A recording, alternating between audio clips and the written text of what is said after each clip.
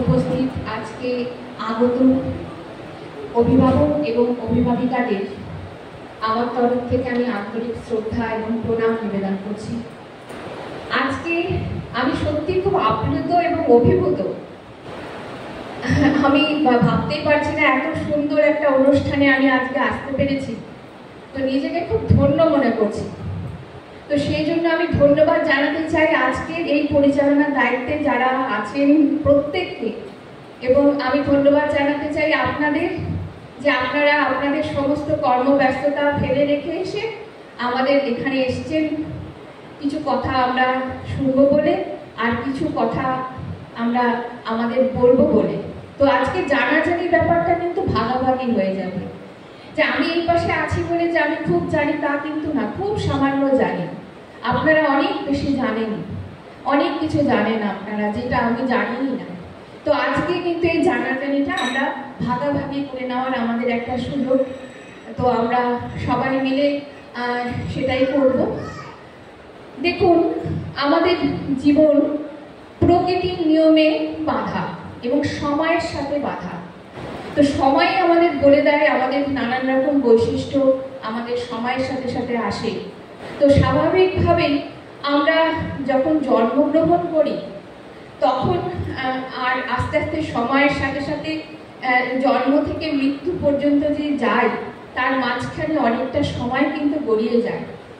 এবার এই যে আমরা যখন জন্মগ্রহণ করলাম তখন তার পরবর্তীকালে আমাদের কিছু বৈশিষ্ট্য থাকে, যার জন্য আমরা নিজেদের সুবিধার্থেই আমরা অনেকগুলো পর্যায় বা ভাগ করে নিয়েছি যে ওই বৈশিষ্ট্যগুলো আমরা কিন্তু ওই বয়সে বাচ্চাদেরই দেখি। সেই জন্য তো সেভাবেই কিন্তু আমাদের প্রথম আমাদের ছোটবেলাটা অর্থাৎ শিশুবেলা, আমাদের শিশুবেলাটার সময়টা 0 থেকে 3 বছর ধরা হয়, যে সময় আমরা একটু বসতে শিখি, কথা বলতে শিখি, তাকাতে শিখি। আস্তে আস্তে কিন্তু আমরা বড় হতে যাচ্ছি। তারপর যখন 3 বছর পেরিয়ে আরেকটু বড় হতে গেলাম তখন কিন্তু আমাদের এই শৈশব অবস্থাটাকে কাটিয়ে আমরা বাল্য অবস্থাতে যাচ্ছি, অর্থাৎ তখন আমাদের বাল্য জীবন। তাই একদম কিন্তু ছোট নয়, আমাদের তখন ছেলেবেলাটা কাটে ওই সময়টাতে, আর ছোট যখন থাকে তখন সেটা আমরা শিশুবেলা বলি। তাহলে এই যে এই শিশুবেলা এবং ছেলেবেলা এগুলো কাটিয়ে যখন আমরা আরেকটু বড় হচ্ছি, অর্থাৎ যে মুহূর্তে আমরা আরেকটু আমাদের নানান রকম পরিবর্তন হচ্ছে, তখনই কিন্তু আমাদের বয়স সন্ধিক্ষণ শুরু হয়। তো আজকের মূল আলোচনার বিষয় হচ্ছে বয়স সন্ধিকালীন সময়ের বিভিন্ন রকমের সমস্যা এবং তার সমাধান আমরা কিভাবে করতে পারি। তাহলে দেখুন, আমি এই যে মূল বিষয়, যে এই বিষয়ে যাওয়ার আগে একটুখানি আপনাদেরকে এই বিষয়ের সংশ্লিষ্ট 2-4টে কথা বলছি। যে বয়স সন্ধিকালীন সময়, তার মানেটা হলো যখন আমরা আমাদের বাল্য জীবন কাটিয়ে যখন আমরা কৈশোর জীবনে প্রবেশ করছি, অর্থাৎ আমরা যখন আমাদের ছেলেবেলাটা কাটিয়ে দিয়ে আমরা যখন একটু বড় হচ্ছি, তখনই কিন্তু আমাদের বয়স সন্ধিক্ষণ শুরু। আর সেই সময়ে যে সময়টা আমরা কাটাই সেটাই হচ্ছে বয়স সন্ধিকাল। তাহলে এই কালটা কিন্তু আমাদের সরকারিভাবে 10 থেকে 19 বছর, নেহাত কম বয়স নয়, মানে 10টা বছর।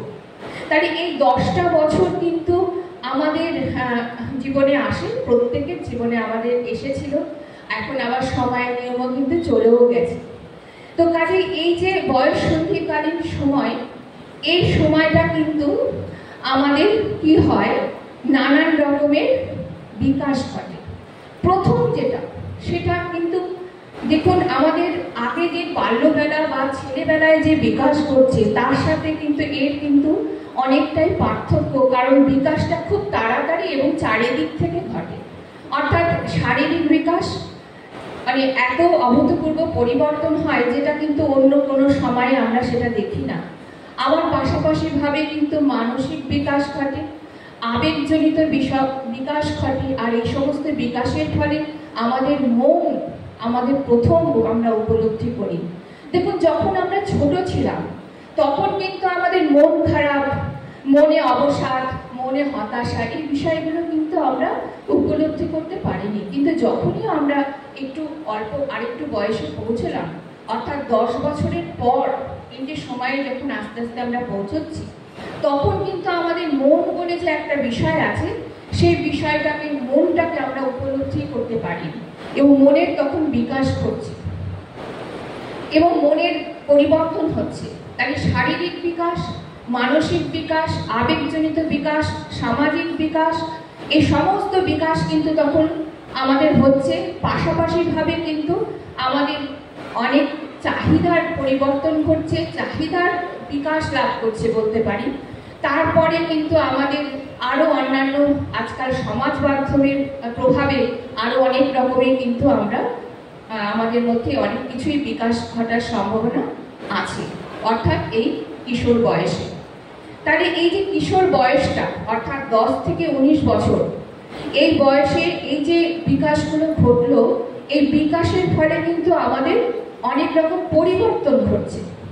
তাই বিকাশের ফলে, শারীরিক বিকাশের ফলে কিন্তু আমাদের অনেক শারীরিক পরিবর্তন ঘটছে, যেটা কিশোর কিশোরীদের কিন্তু কিছু কিছু ক্ষেত্রে আলাদা। কমন কিছু থাকে, যেমন উচ্চতা, আমরা বড় হব, আমাদের ওজন বাড়বে, বা অন্যান্য চেহারার দিক থেকে আমরা বড় হব, সেগুলো ঠিক আছে। কিন্তু কিছু কিছু শারীরিক যে বিষয় আছে, সেগুলো কিন্তু ছেলে মেয়েদের ক্ষেত্রে আলাদা হয় শারীরিক ক্ষেত্রে। মানসিক বিকাশ কিন্তু মোটামুটি ভাবে একই রকম। অর্থাৎ আমাদের তখন এই যে মানসিক বিকাশের জন্য হঠাৎ করে পরিবর্তন, তাতে কিন্তু আমাদের মনটা খুব অস্থির হয়ে যায়, ভীষণভাবে অস্থির। কোনো কিছু বেশিক্ষণ ভালো লাগে না, আমাদের নতুন কিছুকে ভালো লাগে। নতুন কিছু, যে সেটা নতুন বন্ধুত্বই হোক, সেটা নতুন জামা কাপড়ই হোক, মোবাইল হোক, বাইক হোক, যাই হোক না কেন, নতুনের প্রতি একটা কিন্তু আমাদের অ্যাট্রাকশন তখন আসে, অর্থাৎ আকর্ষণ। আর যেহেতু আমরা বড় হচ্ছি, আমাদের শারীরিক গঠন হচ্ছে এই সময়, মানসিক গঠন আমাদের হচ্ছে এই সময়, তখন কিন্তু আমাদের অনেক হরমোনাল চেঞ্জ হচ্ছে, যার কারণে কিন্তু আমরা অপোজিট সেক্সের প্রতি আমাদের অ্যাট্রাকশন, সেটা কিন্তু এই বয়সেই আমরা অনুভব করতে পারি, যেটা কিন্তু এখন ছোটবেলায় আমাদের কিন্তু ছিল না। তাহলে এই যে এত কিছু আমার সামনে উপস্থিত, এত পরিবর্তন, এত কিছু, তার সাথে কিন্তু আমরা প্রস্তুত ছিলাম না। সেই জন্য এই সময়টাকে ঝড় ঝঞ্ঝার কাল বলা হয়, এই বয়স সন্ধিকালীন সময়টা। আমি আমার নিজের চেহারা চিনতে পারছি না, হঠাৎ করে আমি বড় হয়ে গেছি, হঠাৎ করে আমার নানান রকম পরিবর্তন আসছে খুব কম সময়ের মধ্যে দিয়ে। তাহলে পরে কিন্তু আমি নিজের সাথেই পরিচিত নই। মা বাবাও কিন্তু তখন খুব অনেক সময় দেখা যায় যে অনেক মা বাবা অতিরিক্ত সচেতন হয়ে পড়েন। তো কাজে সেখানেও কিন্তু আমরা নানান রকম সমস্যার মধ্যে দিয়ে আসি। তাহলে আজকে দেখুন, এই যে বয়ঃসন্ধিকালীন সময়কে নিয়ে এত ভাবছি, সেই ভাবার পেছনের প্রধান কারণই হচ্ছে, এটা হচ্ছে গঠনের বয়স।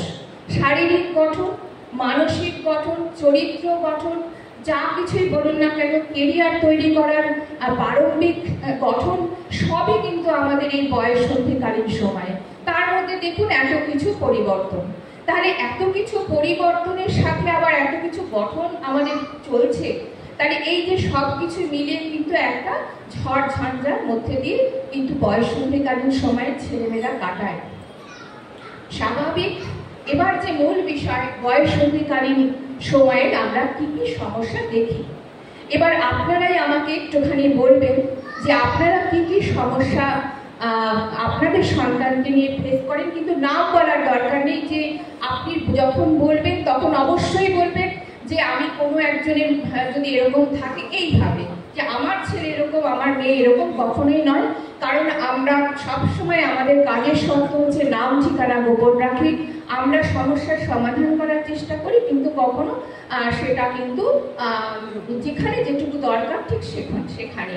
তো আপনারা আমাকে একটুখানি বলবেন যে আপনারা আপনাদের যাদের বাড়িতে কিশোর কিশোরীরা আছে, তারা কিরকম সমস্যা আছে, বা আপনি নাম বলবেন না, বলবেন যে কোনো বাচ্চার যদি এরকম সমস্যা হয়, এই সব আপনি বলতে পারেন।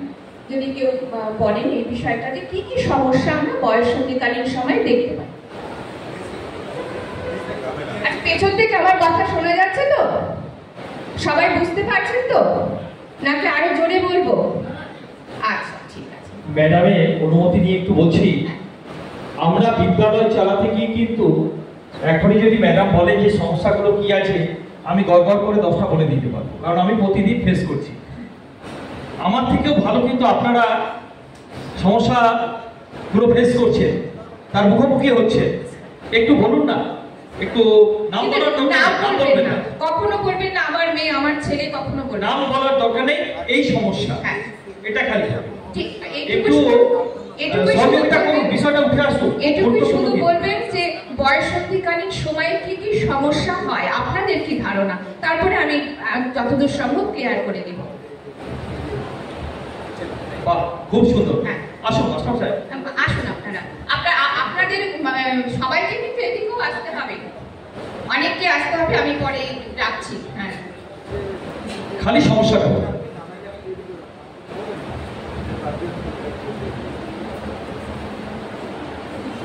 উপস্থিত সকলকে আমার আন্তরিক অভিনন্দন জানাচ্ছি, প্রণাম জানাচ্ছি।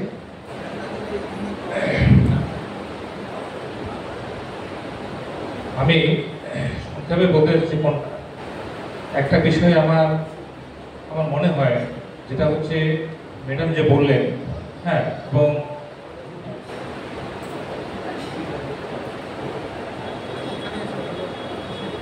কৃষ্ণাদি উনি বললেন, এগুলো একটা ভালো দিক ওনারা বলেছেন। আমার মনে হয় আর একটা দিক, যেমন একটা আলোচনা প্রসঙ্গে হয়তো আসতে পারে, যে এই বয়ঃসন্ধিকালে কর্তৃত্বের একটা ব্যাপার আছে, যে আমি এটা করব, মানে একটার উপর কর্তৃত্ব ফলানো, যেটা আমরা সহজ কথায় বলি, সেরকম একটা দেখা যায়, একটা লক্ষণ দেখা যায়। এখানে হচ্ছে একটা বাচ্চাদের কি হয়, আইডেন্টিটি ক্রাইসিসে ভোগে, যার ফলে কিন্তু তখন কি হয় যে আমার একটা কর্তৃত্ব, যে আমার বাড়িতে আমার একটা দাম থাকবে না, ব্যাপারটা তো এরকমই হয় না। তো আমরা তো বড় হচ্ছি আস্তে আস্তে। এই যে বলছিলাম আমি একটু আগে যে আমরা মন, তখন আমাদের মন যে ব্যাপারটা, এই ব্যাপারটা কিন্তু আমাদের তখন আমরা উপলব্ধি নতুন শুরু করি। স্বাভাবিকভাবেই আমাদের মন থেকে কিন্তু এই বিকাশ, এবং বিকাশ থেকে চাহিদা, এবং চাহিদা থেকে কিন্তু এই যে কর্তৃত্ব। তো এটা আমরা তার একটা জিনিস তাহলে উঠে আসলো যে আমরা কর্তৃত্বের একটা সমস্যা দেখি। আর মায়েরা বলুন, আপনাদের কি মনে হচ্ছে বয়ঃসন্ধিকালীন সময়? স্যার ধন্যবাদ আপনাকে। বলুন আর কেউ, বয়ঃসন্ধিকালীন সময়ে কি কি সমস্যা আপনাদের কি মনে হয়?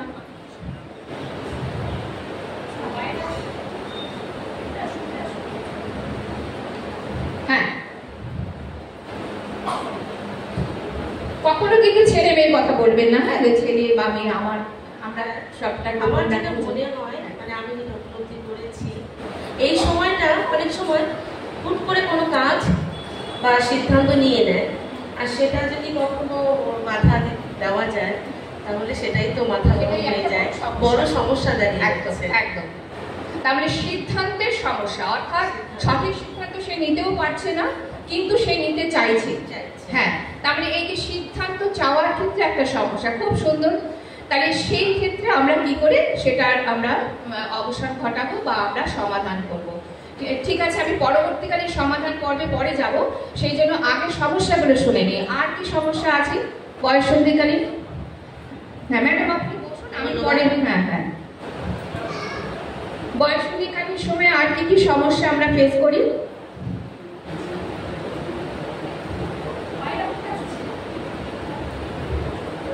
আছে কার কিছু মনে হচ্ছে?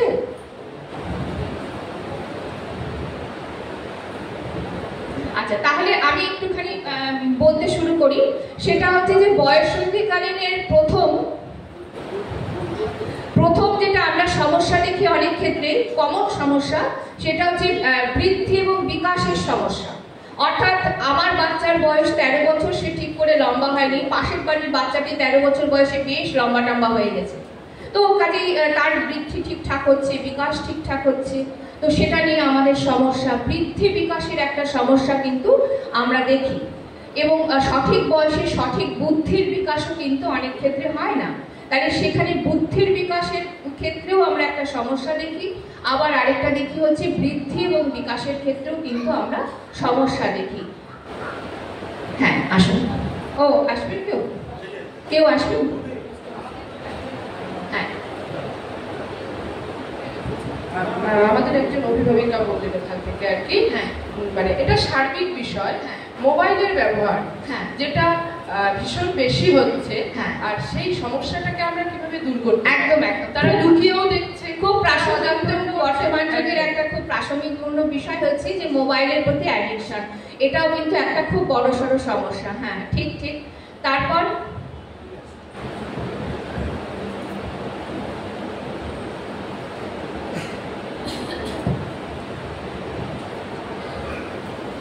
নমস্কার, আমার সহ অভিভাবিকা এবং অভিভাবক যারা রয়েছেন তাদেরকে আমি আগে ধন্যবাদ জানাই যে আপনারা এসেছেন। একটা গুরুত্বপূর্ণ আলোচনা, অনেকে এই গুরুত্বটা বোঝে না, কিন্তু আপনারা সচেতন, আপনারা এসেছেন এবং যারা এই গুরুত্বপূর্ণ একটি বিষয় নিয়ে আলোচনা বা কর্মশালার আয়োজন করেছেন, কৃষ্ণাদিকে এনেছেন অত্যন্ত অভিজ্ঞ ব্যক্তিত্ব। তিনি মানসিক এবং যে সাইকোলজিক্যাল ব্যাপারগুলো সেগুলো শিশুদের সেই বিষয়গুলো তুলে ধরছেন, আমরা উপকৃত হচ্ছি।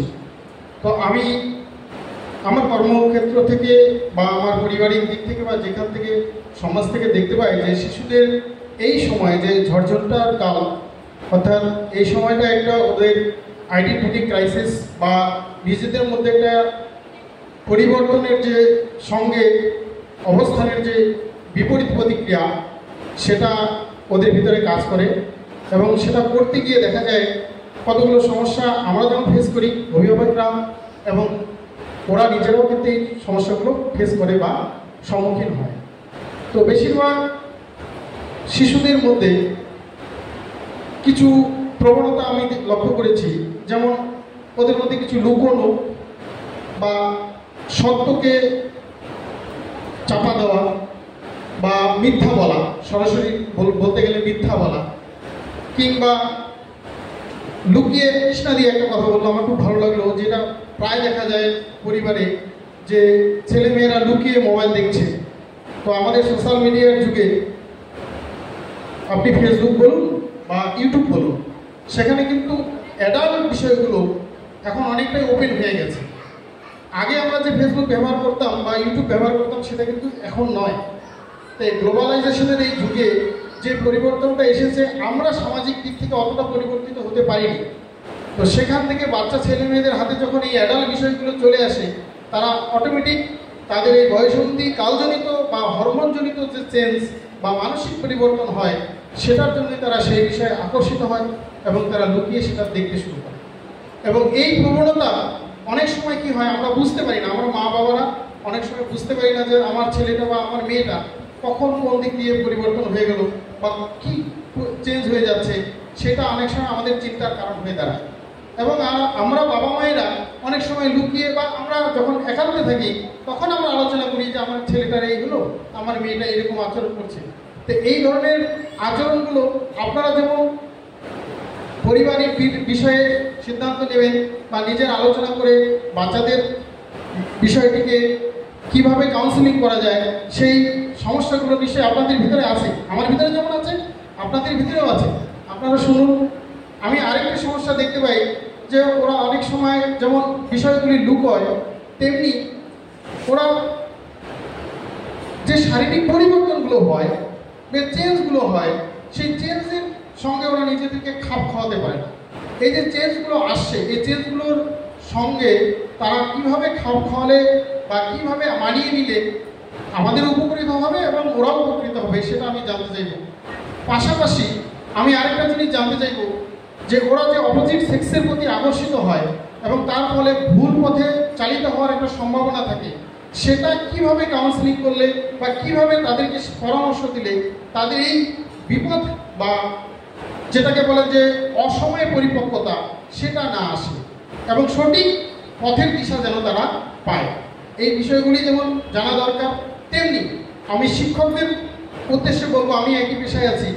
তো শিক্ষকরা আমরা যারা শ্রেণীকক্ষে যাই, আমি মনে করি যে শ্রেণীকক্ষে জীবনশৈলী বা এই বিষয়গুলো নিয়ে আমার মনে হয় ছেলে মেয়েদের সঙ্গে একটু কথা বলা দরকার, যাদের মধ্যে এই পরিবর্তনগুলো সবে আসতে শুরু করেছে 10 থেকে 19 বয়সের ছাত্রছাত্রী বা ছেলে মেয়েদের। তো তাদের মধ্যে যে পরিবর্তনগুলো আসে বা আসতে থাকে, সেগুলো যদি এই সমস্ত কর্মশালায় অংশগ্রহণ করে, আমরা অনেকেই জানি না, অনেক কিছুই জানি না, সেগুলো যদি জানার পরে আমরা যদি শ্রেণীকক্ষে সেটা বলতে পারি, যেভাবেই হোক সহজ করে বলা, নিশ্চয়ই সরাসরি বলবো না, কিন্তু সহজ করে বলা, সেইগুলো যদি আমরা ছেলে মেয়েদের সামনে তুলে ধরতে পারি বা কীভাবে তুলে ধরা যেতে পারে, সেটার যদি একটু দিশা বা দিক দেখাতে পারেন, তাহলে আমরা উপকৃত হব। পাশাপাশি আরেকটা জিনিস আছে যে কিছু কিছু বাবা মা রয়েছেন যারা ছেলে মেয়েদেরকে এই পরিবর্তনের সময় নিজেদেরকে গুটিয়ে নেয় বা একটা আড়াল তৈরি করেন, বা অনেক সময় এই সমস্যাগুলোকে সরাসরি বলতে পারেন না। আমি জানতে চাইবো যে কীভাবে বাবা মায়েরা আচরণ করলে, কেমন করে কথা বললে বা কীভাবে আচরণ করলে ছেলে মেয়েদের সঙ্গে সহজ হওয়া যাবে বা সহজ করে এই বিষয়গুলো তুলে ধরা যেতে পারে।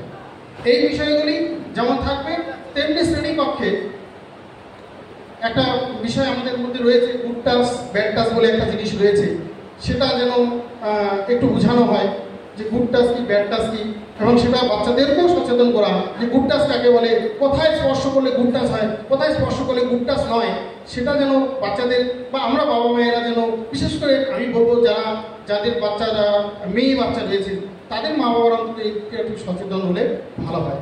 তো এই বিষয়গুলো যদি হয় তাহলে আমরা একটু উপকৃত হই। এবং ম্যাডাম অনেক ধন্যবাদ। অনেক ধন্যবাদ। আজকে এই আমাদের মাননীয় অভিভাবকদের তরফ থেকে অনেকগুলো সমস্যা আমি শুনতে পেলাম, খুব ভালো লাগলো। যে একটা হচ্ছে মোবাইলের প্রতি অ্যাডিকশন, এটা একটা সমস্যা, একটা সিদ্ধান্ত নেওয়ার সমস্যা, একটা মিথ্যে কথা বলার একটা প্রবণতা, একটা অপোজিট সেক্সের প্রতি অ্যাট্রাকশন, এটা কি করে কমানো সম্ভব, এবং গুড টাচ এবং ব্যাড টাচ, ভালো স্পর্শ এবং খারাপ স্পর্শ, সেটা বলতে আমরা কি বুঝি বা আমরা কি করলে কি হবে। আরেকটা যেটা স্যার বললেন, যেটা আচরণগত কিছু সমস্যা আমরা লক্ষ্য করি। তাই এই বিষয়বোধ বাদ দিয়ে আর কোনো সমস্যা কিছু মনে পড়ে? আছে কারো সমস্যা আর কিছু?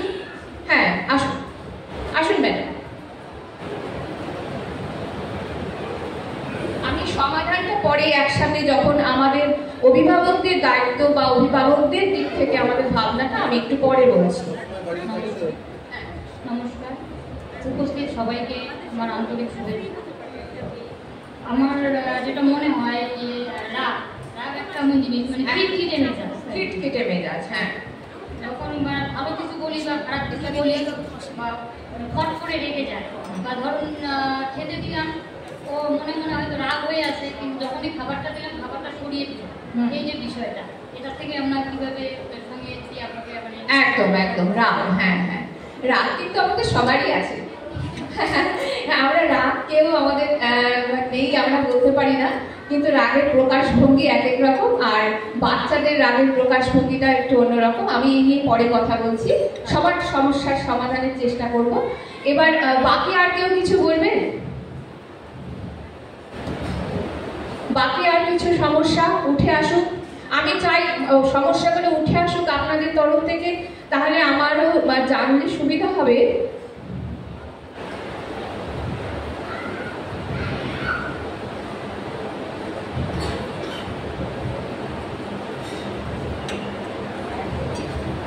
যদি আর কেউ কিছু বলতে না চান তাহলে আমি শুরু করে দিই।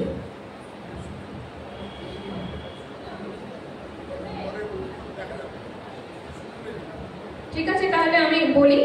আচ্ছা, প্রথম যেটা বক্তব্য সেটা হচ্ছে যে আমরা তো সবাই জানি যে শারীরিক বিকাশ এবং মানসিক বিকাশগুলো খুব ত্বরান্বিত হয়, এবং তার ফলে কিন্তু সবকিছু খুব উলটপালট, মানে ওদের ভাবনা চিন্তার আগে আরেকটা ভাবনা বা আরেকটা পরিবর্তন ওরা লক্ষ্য করে, অথচ পরিবর্তনগুলোর সাথে ওরা পরিচিত নয়, বাবা মাও পরিচিত নয়। প্রথম যেটা বলবো সেটা হচ্ছে মিথ্যে কথা বলা। স্যার যেটা বলছিলেন খুব ইম্পর্টেন্ট জিনিস, যে আমাদের চরিত্র গঠনের ক্ষেত্রে কিন্তু আমাদের সততা, আমরা সৎভাবে চলা, সৎ কথা বলা, এগুলো আমরা ছোটবেলা থেকেই শিখি এবং আমাদের শিক্ষকেরাও শেখান সেটা, কিন্তু আমরা মিথ্যে কথা তবুও আমরা অনেক সময় বয়ঃসন্ধিকালীন সময়ে বলি। এই বলার পেছনে কিন্তু যদি খুব ভালো করে চিন্তা করে দেখবেন যে কেন আমরা বলি, অনেক সময় কিন্তু মা বাবাও মিথ্যে কথা বলেন। বাচ্চা কিন্তু এমনি মিথ্যে কথা বলা শেখে না, বাচ্চা কোথাও না কোথাও কোথা থেকে শিখেছে। বাবা মাও কিন্তু অনেক সময় কিন্তু বলে থাকেন, আমরা হয়তো ভাবি যে বাচ্চারা ধরতে পারবে না, ওরা বোঝে না, 3 বছরের বাচ্চা ওকে আর বোঝে, কিন্তু বাচ্চারা কিন্তু সাংঘাতিক বোঝে। তো আমাদের বাবা মাদের মধ্যে যদি এই জিনিসটা থাকে, সবার আগে সেটাকে ঠিক করতে হবে প্রথম। তাহলে পরে আমরা বাচ্চাকে বলতে পারি যে দেখো বাবা, আমি তো মিথ্যে কথা বলি না, তুমি কি কখনো দেখো আমাকে মিথ্যে কথা বলতে? তাহলে কিন্তু আমি আমার গার্জিয়ান হিসেবে আমি তখন কিন্তু সামনে দাঁড়াতে পারবো। এবং তারপরে যদি দেখা গেল ঠিক আছে আমি মিথ্যে কথা বলি না, তখন দেখতে হবে যে কোন বন্ধুদের সাথে ওরা মেলামেশা করে, সেই বন্ধুরা কিরকম, তাদের পরিবেশ কিরকম। যদি দেখা যায় বন্ধুরা মিথ্যে কথা বলে, তাহলে তার থেকে শিখেছে, তাহলে পরে সেই বন্ধুদের বাবা মার সাথে একটু খোলামেলাভাবে কথা বলতে হবে। কারণ বন্ধুত্ব তো আমরা বাদ দিয়ে দিতে পারবো না, কারণ বন্ধুত্ব বাদ দিলে পরে বাচ্চা আরো রেগে টেগে যাবে, আমার বন্ধু প্রিয় বন্ধু, তার সাথে কথা না বললে তো আমার দিন যাবে না।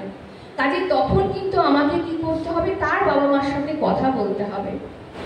তারপরে দেখুন মোবাইলের অ্যাডিকশান, সত্যি কথা বলতে মোবাইলের অ্যাডিকশানটা এটা আমি মানে কি বলবো, আর আপনাদের মধ্যে সেটা হয়েছে কিনা জানি না, গ্রামে গঞ্জে যখন যাই বাচ্চাদের হাতে মোবাইল দেখি, মায়েদেরকে বলি মোবাইলটা দিয়েছো কেন 3 বছরের বাচ্চার হাতে? বলছে মোবাইল না দেখে ভাত খায় না, তো কি করবো, 1000টা কাজ পড়ে আছে, তা আগেই তো মোবাইলটা দিয়ে দিলাম তারপর থামাথাম করে ভাতটাকে খাইয়ে দিলাম। দেখুন আমরাই কিন্তু মাঝে মাঝে যখন বাচ্চা খুব বিরক্ত করে হাতে মোবাইলটা দিয়ে দিই, কখনো কখনো অবচেতন মনে দিই, কখনো চেতন মনে দিয়ে থাকি, এবং সেটা আমরা করি, কোনো না কোনো দিন করেছি আমরা। এবং বাচ্চাদেরকে ট্রেনে, বাচ্চাদেরকে বাসে, বাচ্চাদেরকে যে কোনো জায়গায় আমরা অনেক সময় মোবাইল দিয়ে থামিয়ে রাখি।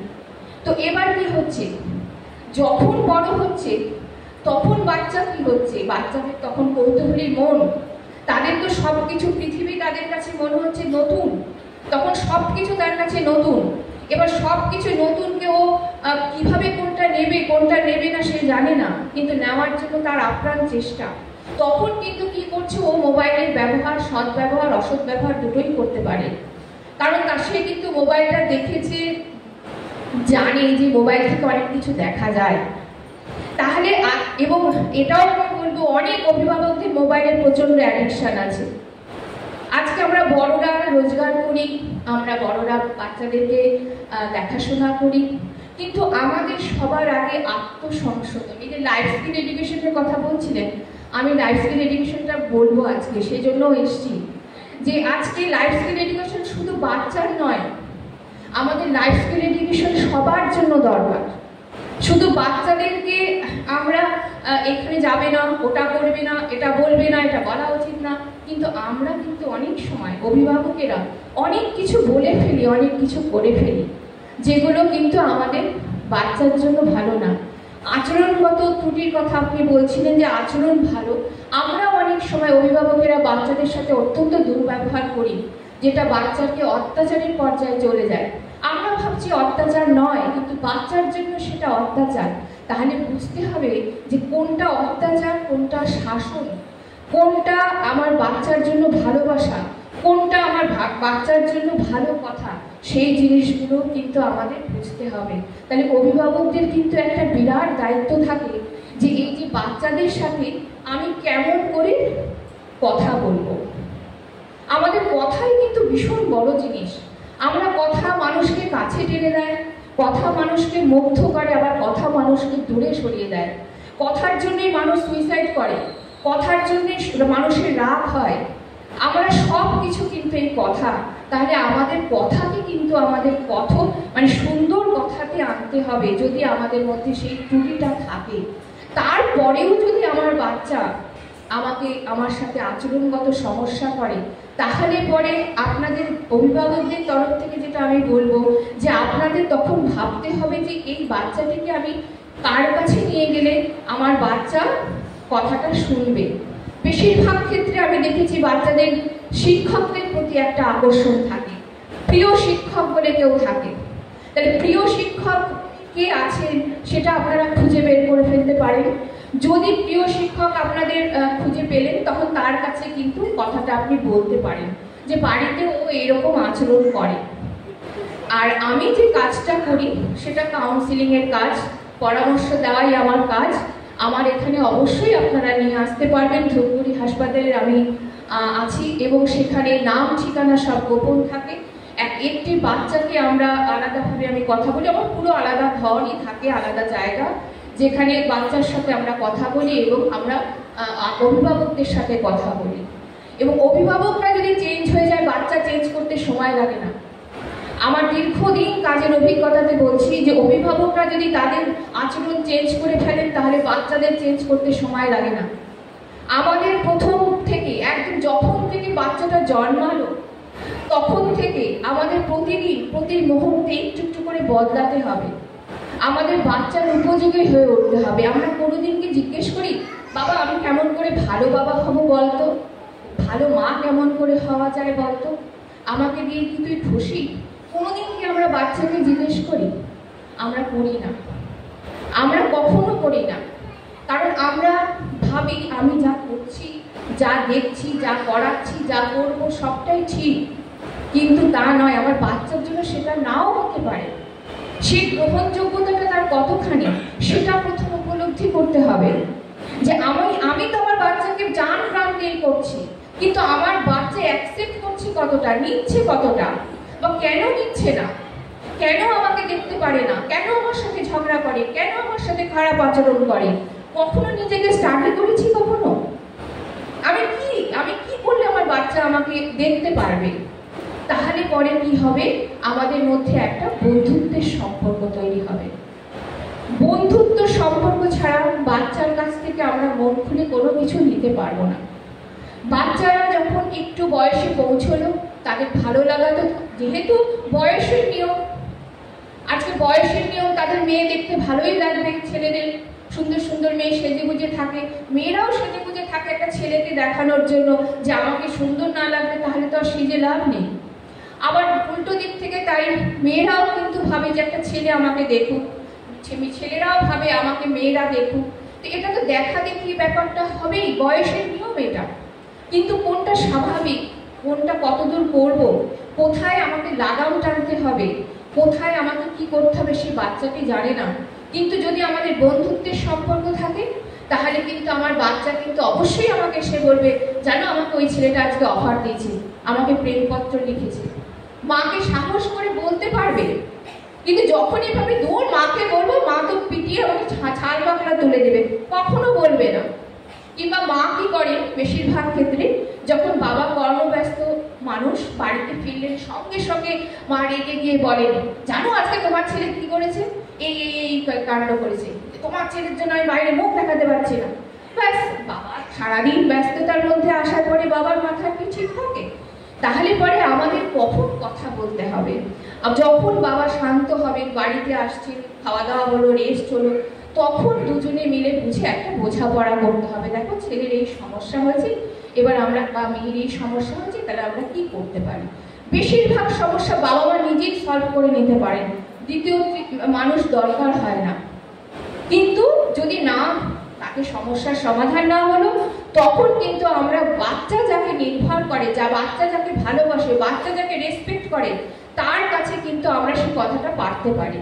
বেশিরভাগ ক্ষেত্রে শিক্ষকেরা কিন্তু খুব বড় একটা ফ্রেন্ড, ফিলোসফার, গাইড তো এমনি বলা হয় না, তো এই শিক্ষক কিন্তু তাদের খুব প্রিয় হয়।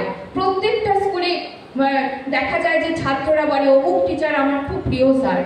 তো প্রিয় স্যারের কাছে যখন সেই মা বাবা নিয়ে যাবেন তখন এক কথাতেই কিন্তু বাচ্চা অনেক ক্ষেত্রে ঠিক হয়ে যায়। তো কাজেই আমাদেরকে কিন্তু বাচ্চাদের মনটাকে পড়তে হবে।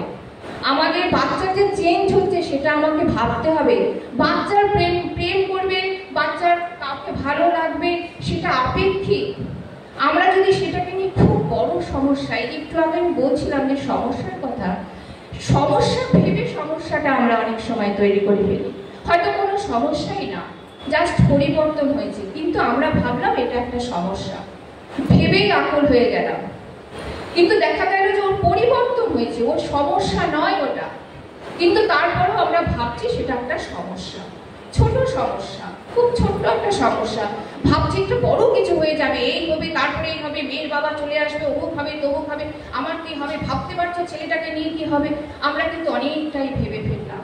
কিন্তু আমি কিন্তু একটু যদি ঠান্ডা মাথায় ভাবি, ভালো লাগা ব্যাপারটা তো চলবেই। বয়স যখন কিশোর বয়সে পৌঁছেছে তখন তাদের মধ্যে একটু ভালো লাগার এই ব্যাপারটা চলবে, কিন্তু সেটাকে আমাদের বুঝিয়ে বন্ধুর মতন করে মিশে আমাদেরকে সেটা সমাধান করতে হবে। কিভাবে আমরা সমাধান করব? আমরা বকা দেব না যে বাবা শুনলাম তুই নাকি প্রেম করা শুরু করেছিস, বা চিঠি লিখেছিস কাউকে, বা তোর সাথে কোন বান্ধবীর কথা হচ্ছে বা বন্ধুর কথা হয়েছে। বয়ফ্রেন্ড শুনলে বাচ্চারা খুব হাসে। ক্লাসে স্কুলে যখন গিয়ে বলি বয়ফ্রেন্ডের কথা, সঙ্গে সঙ্গে ছেলে বন্ধু বললে অতটা না, বয়ফ্রেন্ড বললে ওরা হাসে। তো বাচ্চারা মোটামুটি এই জায়গাটা বাচ্চাদের কিন্তু খুব একটা চাঞ্চল্যকর শব্দ বাচ্চাদের কাছে, যে বয়ফ্রেন্ড। তো হতেই পারে। তখন কিন্তু বাবা মাকে খুব সুন্দর করে বিষয়টাকে বোঝাতে হবে। হ্যাঁ ঠিক আছে, তোর যদি কাউকে ভালো লাগে হবে, ভবিষ্যতে হবে, কিন্তু ওই ছেলের সাথে মেশা যাবে না, ওই মেয়ের সাথে মেশা যাবে না। আমরা যদি সঙ্গে সঙ্গে সেটাকে নেগেটিভ করে দিই, সে তো কল্পনার জগতে বাস করে, তার সে চারিদিকে দেখছে ওই মেয়ে, বসে দেখবে ওই মেয়ের ছবি, তার তো বইয়ের পাতার থেকে তার মেয়ের মুখটাই মনে পড়বে। স্বাভাবিক, এটা অস্বাভাবিক কিচ্ছু নয়। আমাদের সবার বয়স সন্ধিকালীন সময়টা ছিল, আমরা সবাই পার করে এসেছি। কাজে খুব ভালো করে নিজেদেরকে যদি আমরা 14-15 বছর বয়সে নামিয়ে আনতে পারি, তাহলে কিন্তু আমরা বুঝতে পারবো ওদের মানসিক গতির অবস্থানটা কোথায়। কাজে অস্বাভাবিক কিছু নয়, কিন্তু আমরা সেটাকে ট্যাকেল করতে হবে, আমাদের ভেতরে রাখতে হবে যে না, এখন এই বয়সে প্রেমে গেলে পড়াশোনা হবে না, কেরিয়ার তৈরি হবে না, সময়টা চলে যাবে। কাজে বাচ্চাটাকে আমাকে সঠিক রাস্তায় আনতে হবে। তো আনতে গেলে তখন কিন্তু আমাদের ঝট করে একটা বাচ্চাকে বকাবকি করে একটা মোবাইল হাত থেকে কেড়ে নিলাম, আর মোবাইল দেখাই চলবে না, ওই টিচারের কাছে আর পড়তে যাওয়া চলবে না, এরকম কিছু না করে আমরা আস্তে আস্তে জিনিসটাকে ঠিক করার চেষ্টা করব। আর আরেকটা জিনিসও আমি বলি, অনেক ক্ষেত্রে মায়েরা ব্যাপারটাকে খুব স্প্রেড করে ফেলেন। কোনো ছেলে মেয়ে কিছু করলো, সেটাকে খুব হয়তো বাড়িতে কেউ বেড়াতে এসছে, বাচ্চাটা খুব হাসি খুশি মনে বাড়ির দরজার সামনে এসে দাঁড়ালো, মা সঙ্গে সঙ্গে বলছে যে আমার বাচ্চাটা একদম পড়াশোনা করে না, একদম দিন দিন খারাপ হয়ে যাচ্ছে, একটু বলে দেন তো, একটু বলেন তো ওকে। দেখুন, ওরও কিন্তু একটা আত্মসম্মান আছে। আজকে যদি আমাকে বলা হয়, আমার হাজবেন্ড যদি বলে যে জঘন্য রান্না করে, একটু বলুন তো ভালো করে রান্না করতে, আমি কি করব? আরো বেশি করে বাজে রান্না করবো, এমন বাজে রান্না করবো যাতে খেতেই না পারে। তো বাচ্চাটাও ঠিক তাই করবে। মা এত আশা নিয়ে আমি সামনে এসে দাঁড়ালাম, মা বলছে যে পড়াশোনা করে না, এটা করে না, কিংবা ফোন করে মায়েরা বলেই থাকে একদম বাজে হয়ে গেছে আমার ছেলে, একদম বাজে, টিউশনিতে যায় না, পড়াশোনা করে না, কি বলবো, খায় না, এই করে না, সেই করে না। সবসময় যদি আমরা নেগেটিভ কথা শোনাই তাদের, তাহলে কিন্তু সে আরো কিন্তু নেগেটিভ। আমাদের পজিটিভ জিনিস দিতে হবে। বাবা দেখ, তোর নামে কিন্তু বাজে কিছু আমি বলছি না, কিন্তু তুই আস্তে আস্তে নিজেকে বদলাতে শুরু কর। এটা কিন্তু আমাদের তাদেরকে সময় দিতে হবে। আর তাদের কাজের জন্য তাদেরকে সময় দিতে হবে। আর সিদ্ধান্ত নেবার কথা একজন বলছিলেন যে সিদ্ধান্ত ওরা চট করে নিয়ে নেয়, এটা বয়সেরই দোষ। তো সেই জন্য কিন্তু আমাদের লাইফ স্কিল এডুকেশন, যেটা WHO আছে ট্রেন কোর্স, সেটা কিন্তু আমরা আজকে আমি একটুখানি আলোচনা করে দেব। এবং ওই ট্রেন কোর্সটা কিন্তু বাচ্চাদেরকে আপনারা বলবেন, কিন্তু একদিনে তো সব হয় না। এই বয়সটাই, তাই বয়সটা মুহূর্তের চিন্তা করে, বয়সটা কখনো আগে পিছিয়ে সামনে পেছনে ভাবে না। তাই জন্যই তো সুকান্ত ভট্টাচার্যের ছাড়পত্র কবি ওই একটি কবিতা লিখেছিলেন যে এই বয়স 18 বছর বয়স লিখেছিলেন যে কি দুঃসহ, এই বয়স কোনো বাধা মানে না। তো এই বয়স এমন কিছু পারে না, মানে এই বয়সটাই শুধু পারে, অন্য বয়সের ছেলেমেয়েরা পারে না। তাহলে এই যে দুঃসহ, এই যে কোনো বাধা মানে না এই বয়স, তাহলে সেই বয়সে রাগটাও তারা কন্ট্রোল করতে পারে না। তাদের চিন্তা ভাবনার মধ্যে সেই মুহূর্তের চিন্তাটাই থাকে, পরবর্তী চিন্তা থাকে না। দেখবেন যত মারপিট বা কিছু হয়, অল্প বয়সের ছেলেমেয়েরা চলে যাবে, কিন্তু কলেজেই মারপিটটা বেশি হয়। তারপরে যখন আরেকটু বড় হয় তখন আরে যাচ্ছি দাঁড়া ভাবছে, তখন যে গেলে পরে আবার ঝামেলা হবে না তো, পুলিশ টুলিশ কেস হবে না তো, তখন কিন্তু তার সেই বুদ্ধিটা চলে আসে। কিন্তু ওই সময় কিন্তু অল্প বয়সে আমাদের মুহূর্তের ভাবনাটাই কিন্তু আমাদের মধ্যে আসে। তাহলে আমাদের যেটা কাজ, মা বাবা হিসেবে যেটা কাজ, প্রত্যেকের কাছে আমার একটাই অনুরোধ, আপনারা ধৈর্য নিয়ে বাচ্চা বড় করবেন, ধৈর্যটা আমাদের রাখতে হবে। আর এই বাচ্চার চেঞ্জ হচ্ছে, ওরা নিজেরাই একটু হজবরল হয়ে আছে, কাজে আমাদেরকে কিন্তু একটু মানসিকভাবে তাদেরকে সবসময় আমাদের সহযোগিতা করতে হবে। আর যেটা আমার বলতে হবে, প্রত্যেকে আমরা বাচ্চাকে সময় দেব, বাচ্চাকে 18 বছর পর্যন্ত প্রত্যেকে সময় দেবেন। বাচ্চাদেরকে আমরা ভেবে নিই বড় হয়ে গেছে, আমার যদি 2টো বাচ্চা থাকে আমরা তুলনা করি। সেদিন আমার হাসপাতালের একজন স্বাস্থ্যকর্মী বলছেন ওনার 2 ছেলে, বলছেন ছোট ছেলেকে সাইকেল কিনে দিলাম, কেন? ক্লাসে সে কত 89 না কত পার্সেন্টেজ মার্কস পেয়েছে সেই জন্য। বড় ছেলেকে দিই নাই। আল্লাহ কেন দিলেন না? মানে বড় ছেলে 72% মার্কস নিয়ে পাস করলো, 2 বছরের ছোট বড় ওরা। তো ছোট ছেলে পড়ে ক্লাস 6-এ, বড় ছেলে পড়ে ক্লাস 8-এ। তার মানে বড় ছেলের খারাপ লাগলো না? মানে দেখুন ভালো রেজাল্ট না করলে কি হয়, ছোট ছেলে ভালো রেজাল্ট করছে তাই জন্য দিয়ে দিলাম। দেখুন এই ছেলে যখন আস্তে আস্তে বড় হবে, এই যে ওর না পাওয়ার দুঃখ, এ কিন্তু ভুলবে না কোনোদিনও। আমরা তো ভাবছি যে ভুলে গেল, মা বাবা কিন্তু কখনো আমার 2টো 3টে 5টা বাচ্চা থাকুক আমি সমান চোখে দেখবো, আমার বাড়িতে যা জিনিস আসবে আমি সবকিছু ভাগ করে দেব। একদিন একজন মা এসে আমাকে বলছেন ছেলে মেয়ের মধ্যে একদম বনিবনা হয় না, খুব অমিল। তাই বললাম ছেলে যেহেতু ছোট তাকেই তো একটু প্রেফার করতে হয়, আর ছোট তো 5 বছর বয়স, আর মেয়ে পড়ে ক্লাস 9-এ, তো কাজেই সেই জন্য একটা চকলেট নিয়ে কি মারামারি। তাই বললাম কি করলে? তার লাস্টে আমার খুব পরিচিত সে, তখন বললো কি করলাম জানো, আমি চকলেটটা মেয়ের হাত থেকে কেড়ে নিয়ে ছেলেকে দিয়ে দিলাম। আচ্ছা আপনারাই বলুন কাজটা কি মা ঠিক করেছে? কি করতে হবে, কি করা উচিত ছিল? হাফ করে দেওয়া উচিত ছিল, একদম তাই। তাহলে বাচ্চা শেয়ার করা শিখতো, ও জানে যে আমি একটু কাটলে আমি মার থেকে বেশি পাবো।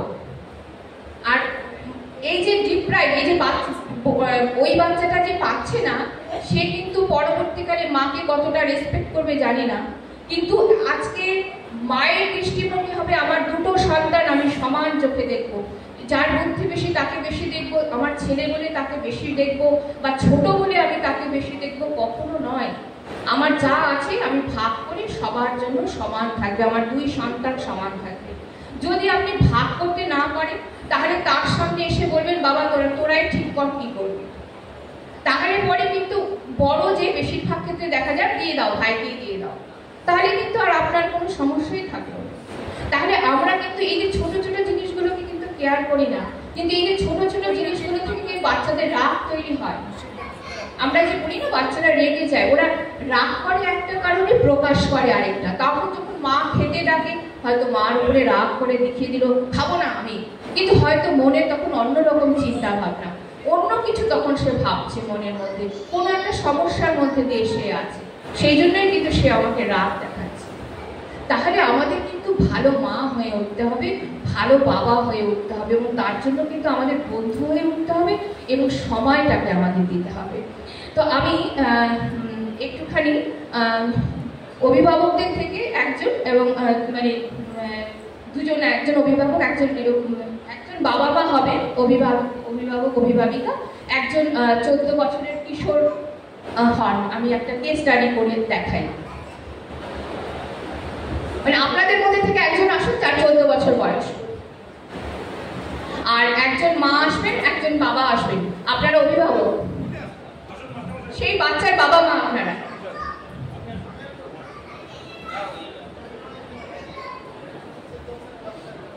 হ্যাঁ 14 বছর বয়স, মনে হয় না স্কুলে আসলে আমরা স্কুলে আবার ভর্তি হয়ে যাই। এই স্কুল জীবনটা কিন্তু ভীষণ সুন্দর, মনে হয় না? আমাদের সবার মনে হয়। হ্যাঁ তাহলে পরে আপনি এর পাশে আসুন একটু। হ্যাঁ এখানে আরেকজন বাবা লাগবে তো, হ্যাঁ কেউ একজন বাবা হয়ে যান, আসুন। হ্যাঁ এরপর আমি লাইফ স্কিল এডুকেশনে যাব, এখানে দাঁড়াবো। আচ্ছা, বিষয়টা আমি একটুখানি দিয়ে দিই যে 14 বছর বয়স, কিশোর, সবেমাত্র কিশোর, স্বাভাবিক স্কুলে পড়ে। হ্যাঁ, এবার সহপাঠী ছোটবেলা থেকে একসাথে পড়াশোনা করতো, কিন্তু যখন সে একটু বয়সে পৌঁছলো, এই 14 বছর বয়সে, স্বাভাবিক সেই মেয়েটিও খুব সুন্দর হয়েছে, দেখতে দেখতে বেশ ভালো, একটা প্রেমপত্র লিখে ফেলল। ঠিক আছে, প্রেমপত্র। এবার প্রেমপত্র লিখলো এবং হোয়াটসঅ্যাপে তার কন্ট্যাক্ট নাম্বার জোগাড় করে একটু একটু কথা বলারও চেষ্টা করছে। মা নতুন মোবাইল কিনেছে, মার কাছ থেকে মোবাইলটা নেয়, নিয়ে মাঝে মাঝে সেটা করে, ওর তো নিজের মোবাইল নেয়, তো যাই হোক এটা করছে। এবার অল্প বয়স, অপরিপক্কতা, মা কোনোভাবে জেনে গেলেন যে আমার ছেলে প্রেম করতে শুরু করেছে বা তার একজনকে পছন্দ। এবার মায়ের কি প্রতিক্রিয়া, মায়ের কি প্রতিক্রিয়া, শোনার পরে কি প্রতিক্রিয়া? ধরো তুমি শুনেছো যে তোমার 14 বছরের ছেলে, হঠাৎ করে শুনেছো তুমি খুব বাধ্য ছেলে, মানে তোমাকে ছাড়া কিছু বোঝে না, তোমার সাথে সবসময় যায়, যেখানেই তুমি যাও যা বলো তাই শোনে, অথচ ছেলে হঠাৎ করে তুমি বুঝতে পারলে বা প্রেমপত্রটা পেয়ে গেছো যে প্রেম করা শুরু করছে, তোমার কি রিয়াকশন হবে? বাবাও, আপনারা হাজব্যান্ড ওয়াইফ, ঠিক আছে? হ্যাঁ, তো আমি পরে তো রেগে যাবো না, তো তার সঙ্গে পাশে গিয়ে নরম ভাবে, মানে কণ্ঠস্বর অত উচ্চস্বর হবে না, তো গিয়ে বলবো, বাবু তুই কি প্রেম টেম করিস নাকি বাবু? ভালো কথা, কোথায়, কার সঙ্গে করিস, একটু আমায় বলবি, দেখি কেমন দেখতে। ব্যাস এইটুকু দিয়েই আগে শুরু করব, তারপর সঙ্গে বন্ধুত্ব পূর্ণ আচরণগুলোই আমি করতে চেষ্টা করব। এবার বাবা শুনলেন ছেলে প্রেম করছে, বাবার কি প্রতিক্রিয়া? বিষয়টা আমি আগে ছেলের মুখে যখন শুনে নিয়ে একটু রিয়েলাইজ করতে হবে যে কি অবস্থায় কার সাথে প্রেম সম্পর্কিত বিষয়গুলো। তারপরে আমি ছেলের সাথে আমি কিন্তু এই ব্যাপারটা নিয়ে ডিলিংস করবো, আমার মিসেসের সাথেই করবো। সেক্ষেত্রে দুই জনের যে চিন্তা ভাবনা, তার প্রতিফলনটা ঘটাবো ছেলের মধ্যে, কিন্তু সেক্ষেত্রে নিয়ম নীতি আর পরামর্শটা এবার ছেলে যখন জানতে পারলো বাবা মা জেনে গেছে, তাহলে ছেলের মনের কি হবে? আমি আমার 14 বছর বা সেই বয়সে যাই, ম্যাডাম যে প্রশ্নটা করলো, তাহলে আমাকে কিন্তু সেই বয়সে ভাবতে হবে, যে কারণ যে বয়সটা আমি পেরিয়ে আসছি, তো 14 বছর বা 13 বছরের যে আমার ভাবনা, সেই ভাবনার মধ্যে আমার সেই ছোটবেলার কথাগুলোই মনে পড়বে। তো সেখানে কিন্তু আমরা ছেলেরা মেয়েদের দিকে সত্যি তাকাতাম, বা আমরা বন্ধুরা, এই আমারই বন্ধু, তা আমরা বন্ধুরা ওই মেয়ে সম্বন্ধে কথা বলতাম গোপনে, যে ওই মেয়েটা দেখতে কেমন, এই জানিস এই মেয়েটা না আমাকে এটা বলছে, ওই দেখ ওই মেয়েটা আমার দিকে তাকাই আছে, ওই দেখ দেখছে কেমন করে। অর্থাৎ মেয়ে সম্পর্কিত আমি আজ ছেলে, আমি মেয়ে নেই, আমি একজন 14 বছরের ছেলে। তো আমরা কিন্তু সবসময় বন্ধুদের মধ্যে একটা মেয়ে সম্পর্কিত একটা আলোচনা আমাদের ভিতরে থাকতো। তো আমি আমার বাবা বা মা যখন জানতে পারলো যে আমি প্রেম করছি, ম্যাডাম আসছি, ওই বিষয়ে আসছি, তো যখন আমার বাবা মা জানতে পারলো যে আমি কোনো মেয়েকে অফার করেছি বা ভালোবাসি বা কাউকে ভালো লাগে, সেটা আমার মা বাবা জানলো। যদি আমার মা যে এই দিদি বললো যে আমি ছেলেকে ভালো করে জিজ্ঞেস করবো এবং সুন্দর করে পোলাইটলি, তার উপর রাগ না করে জিজ্ঞেস করবো, তো মা বাবা যদি সত্যি সত্যি আমার সঙ্গে ভালো ব্যবহার করতো বা ভালো ব্যবহার করে জানে, তাহলে কিন্তু আমি একটু সাহস পাবো মাকে আর কিছু বলতে। যদি আমার মা বা আমার বাবা এই বিষয়ে, আমার একান্ত ব্যক্তিগত বিষয়ে যখন মা বাবা আমার বন্ধুর মতো মিশবে এবং আমাকে বন্ধুর মতো প্রশ্ন জিজ্ঞেস করবে, আমাকে ভয় না দেখিয়ে জিজ্ঞেস করবে, তখন কিন্তু আমি আমার মা বাবাকে আরও বেশি বলার চেষ্টা করব, বা আমি যেটুকু আমার মনের ভিতরে আছে সেটা চাপা না রেখে আমি বলব। আর যদি আমার মা বাবা আমাকে বেশি পেটাতো বা বকাঝকা করতো, তাহলে হয়তো আমি ওখানেই থেকে যেতাম। আচ্ছা, আর অভিভাবকরা কিছু বলতে চান? সত্যি কি আমরা এত সুন্দর করে এই মায়ের মতো সবাই হতে পারি?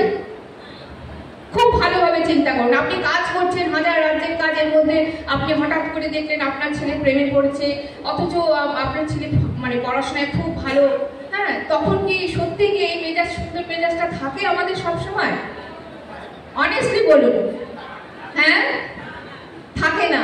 তখন কি মনে হয় আজকে বাবা আসুক, তারপরে তোর হালটা কি করে দেখ, তুই এইটুকু, এত সাহস তোর, এইটুকু বয়স, হ্যাঁ, তোকে আমি এত কষ্ট করে বড় করলাম, এই তুই তার ফলাফলটা দিলি। আমরা কিন্তু রাগটাকে কিন্তু চেক করতে পারি না, বেশিরভাগ পারি না। তখন কিন্তু আমরা এই করি। কিন্তু আমি সমাধানটা এই জন্যই করতে চাইছি, ভাববেন এটা যে একটা 14 বছরের ছেলে, তার কিন্তু তখন ভালো লাগা, সে ভালোবাসার মানে সে বোঝে না, সে ভালো লাগার মধ্যেই আছে। তো স্বাভাবিক আমাদের তখন এই যে স্যার যেটা বলছিলেন যে আমাদের মা বাবার মধ্যে একটা কনসাল্ট করতে হবে প্রথমে, সঙ্গে সঙ্গে আমরা ছেলেকে না ডেকে আমাদের মা বাবার মধ্যে একটা কথা বলে নিতে হবে। আচ্ছা এটা কি ব্যাপারটা বলা যায় বলো তো।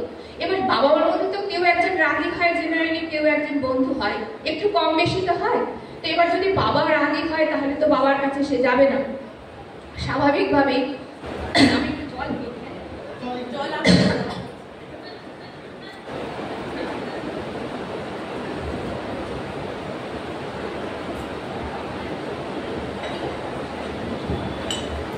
তখন কিন্তু বলতে যাবে না, আর একটু গুটিয়ে যাবে।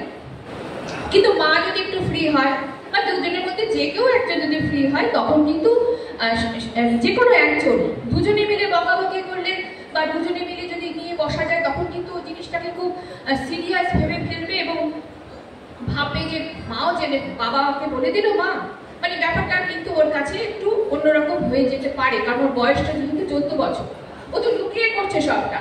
তাই সেখানে কিন্তু যে কোনো একজন কেউ খোলামেলা ভাবে খুব ভালো করে যখন বাচ্চা থাকবে তখন বলা, তৎক্ষণাৎ না যে পড়া থেকে এসছে, স্কুল থেকে এসছে, ওই রকম একটা মুহূর্তে বাচ্চাকে আমরা বলে ফেললাম, তা নয়। যখন সে ভালো মেজাজে থাকবে তখন কিন্তু বলতে হবে এবং বিষয়টা ভাবতে হবে যে আপেক্ষিক, এটা নয় যে পার্মানেন্ট। কারণ তখন কিন্তু ভালো লাগা চলে, ভালোবাসা কিন্তু তখন কিন্তু সে উপলব্ধি করতে পারছে না, কারণ সে তখন তো শুধুমাত্র তাদের চোখটা খোলা শুরু হয়েছে, তারা জীবনটাকে সে প্রথম সবকিছু তো তার রঙিন লাগবে। আমার বরকে আমি জিজ্ঞেস করছিলাম, বলে সব তখন ঐশ্বর্য রায় লাগতো। হ্যাঁ, আমার বরকে আমি মাঝে মাঝে জিজ্ঞেস করি, তখন বলে তো ওই সময় মেয়ে দেখলেই মনে হতো সব ঐশ্বর্য রায়, মানে সবই সুন্দর, সব মেয়ে সুন্দর। তো স্বাভাবিক বয়সটাই তাই, মেয়েরা লজ্জা পায়, মেয়েরা শেখিয়ে থাকে, কিন্তু মেয়েদেরও ছেলেদেরকে ভালো লাগে। হ্যাঁ, তাদেরও পছন্দের নায়ক থাকে, শাহরুখ খান, আমির খান, অনেক কিছু, বা এখন যারা আছে, কাজেই সবারই আছে, কারণ এটা ভালো লাগারই বয়স, সব ভালো লাগে তখন। তাহলে পরে এই যে ভালো লাগাটা যেন আমরা ভালো লাগার মধ্যেই শেষ করতে পারি, সেটার জন্য আমাদের চেষ্টা করতে হবে।